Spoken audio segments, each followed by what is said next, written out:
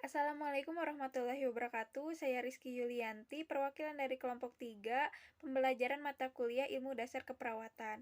Kami di sini kelompok 3 akan mempresentasikan hasil kerja kami dengan materi anatomi dan fisiologi sistem integumen dan perkemihan.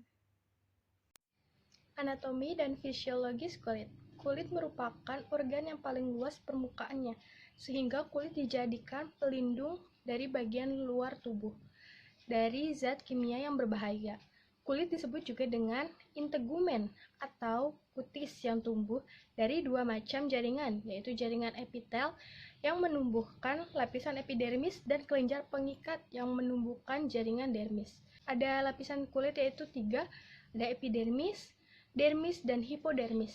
Dermis merupakan bagian kulit yang paling luar, dan di sini bertanggung jawab untuk pembaharuan sel dan proses regenerasi. Lalu ada dermis atau kulit jagat. Batas dermis yang sukar ditentukan karena menyatu dengan lapisan subkutis atau hipodermis. Lalu ada hipodermis, terdiri atas jaringan pengikat longgar, komponennya serat longgar, elastis, dan sel lemak. Lapisan ini dapat mencapai ketebalan 3 cm. Sedangkan pada kelopak mata, penis, dan skrotum, lapisan subkutan tidak mengandung lemak. Dalam lapisan hipodermis terdapat anyaman pembuluh arteri, pembuluh vena, dan anyaman saraf yang berjalan sejajar dengan permukaan kulit di bawah dermis. Di sini saya akan menjelaskan fungsi kulit. Fungsi kulit ini dibagi menjadi 8. Yang pertama ada fungsi proteksi atau melindungi. Jadi kulit ini menjaga bagian dalam tubuh ya. Terus terhadap gangguan fisik atau mekanisme. Misalnya terhadap gesekan, tarikan, gangguan kimia yang dapat menimbulkan iritasi. Dan ada gangguan panas juga, misalnya radiasi, sinar ultraviolet, gangguan infeksi dari luar seperti jamur dan bakteri. Yang kedua itu ada fungsi absorpsi atau menyerap. Kulit yang sehat tidak mudah menyerap air, larutan, dan benda padat, tetapi cairan yang mudah menguap lebih mudah diserap, ya begitupun larutan dalam lemak. Yang ketiga ada fungsi kulit sebagai pengatur panas atau regulasi. Suhu tubuh tetap stabil meskipun terjadi perubahan suhu dalam lingkungan. Yang keempat ada fungsi ekresi, yaitu pengeluaran zat-zat yang tidak berguna lagi. Ada juga yang kelima, fungsi persepsi. Yang keenam, fungsi pembentukan pigmen atau warna kulit. Ada juga yang ketujuh, fungsi keratinisasi. Dan yang terakhir, fungsi pembentukan vitamin D. Selanjutnya, ada anatomi sistem perkemihan, yaitu sistem perkemihan adalah suatu sistem terjadi proses penyaringan darah sehingga darah bebas dari zat-zat yang tidak dipergunakan oleh tubuh dan menyerap zat-zat yang masih dipergunakan oleh tubuh. Zat-zat dipergunakan oleh tubuh larutan dalam air dan dikeluarkan berupa urin atau air kemih. Ginjal berbentuk seperti biji kacang, jumlahnya ada 2 buah, kiri dan kanan. Ginjal kiri lebih besar dari ginjal kanan, dan pada umumnya ginjal laki-laki lebih panjang dari ginjal wanita. Struktur ginjal, setiap ginjal terbungkus oleh selaput tipis yang disebut kapsula renalis.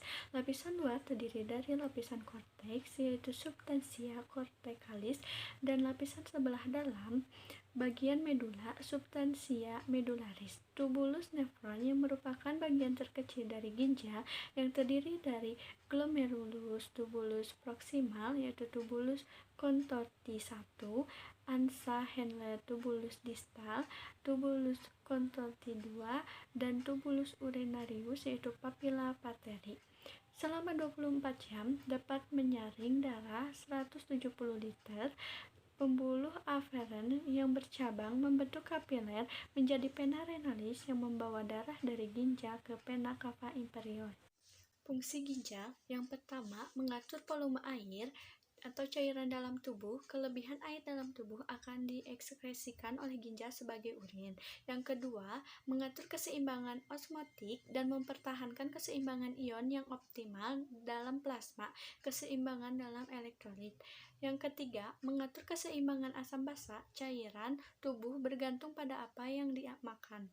Yang keempat, ekresi sisa hasil metabolisme yaitu ureum, asam urat, kreatinin, zat-zat toksik, obat-obatan, hasil metabolisme hemoglobin, dan bahan kimia asing, pestisida.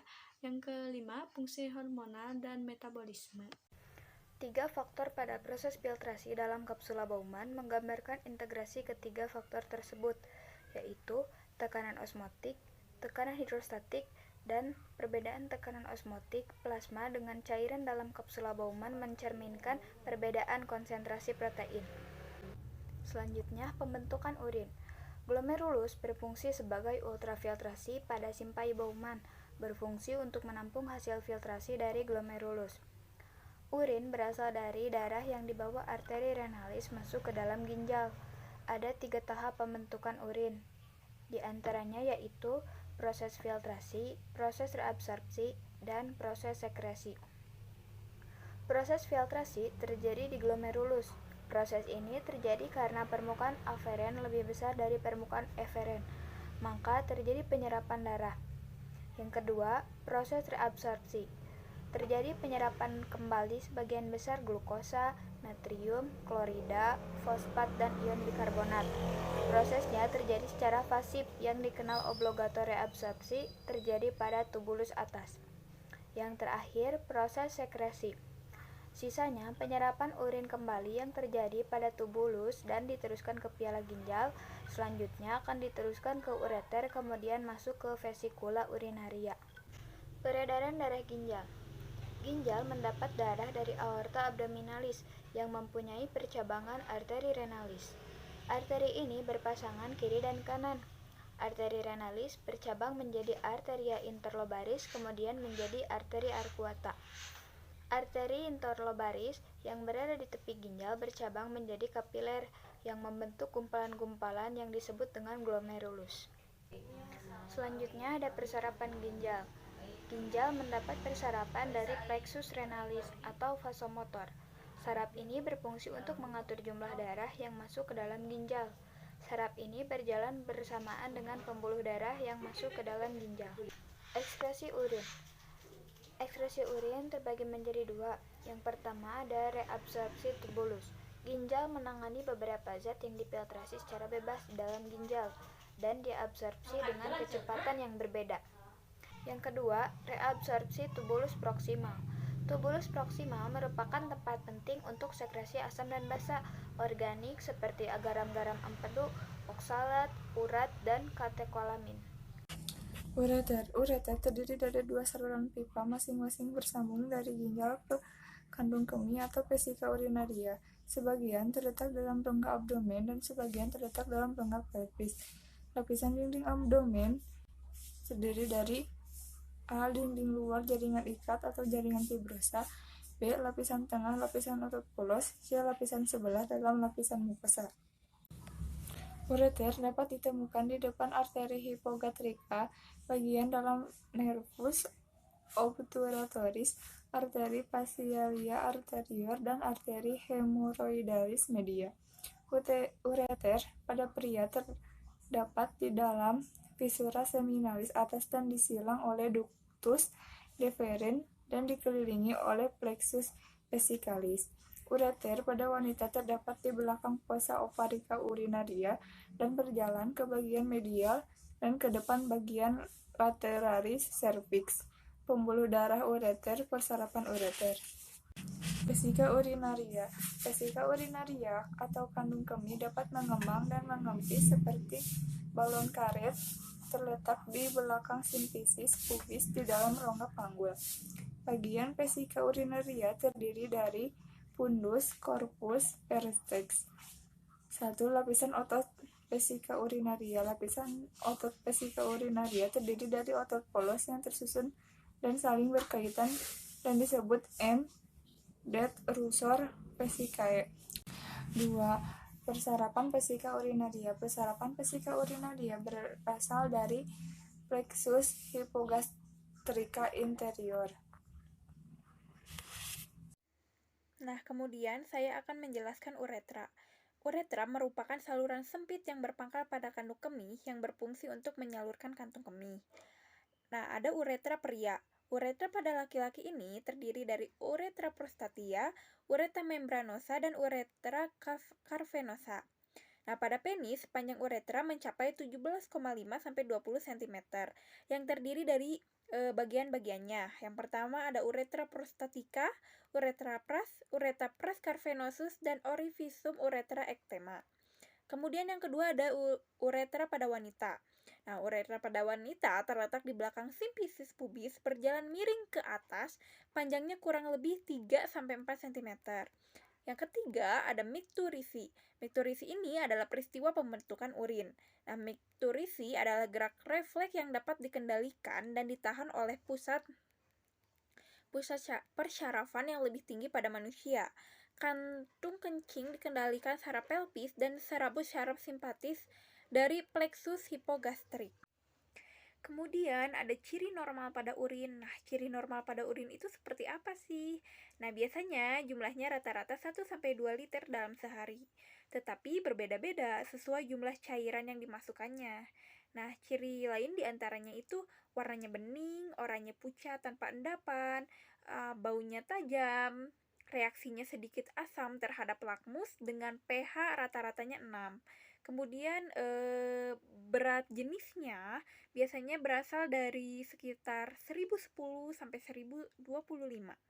Kemudian ada komposisi urin normal. Urin terutama terdiri atas air, urea, dan natrium klorida.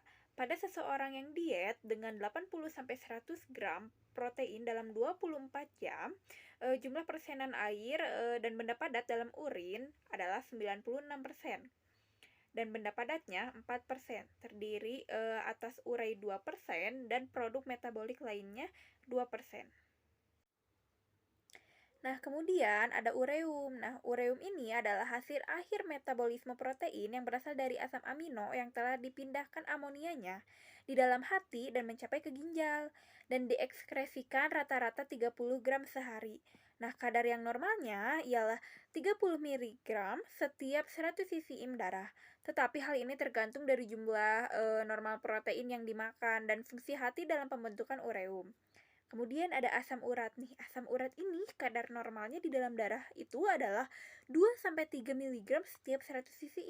Sedangkan 1,5 sampai 2 mg setiap hari diekskresikan ke dalam urin. Kemudian yang terakhir ada elektrolit atau garam seperti natrium kalsium dan kalium klorida. Diekskresikannya untuk mengimbangi jumlah yang masuk melalui mulut. Sekian presentasi dari kelompok kami. Terima kasih atas perhatian kalian semua. Semoga ilmunya dapat bermanfaat bagi kalian semua. Mohon maaf bila ada kesalahan. Wassalamualaikum warahmatullahi wabarakatuh.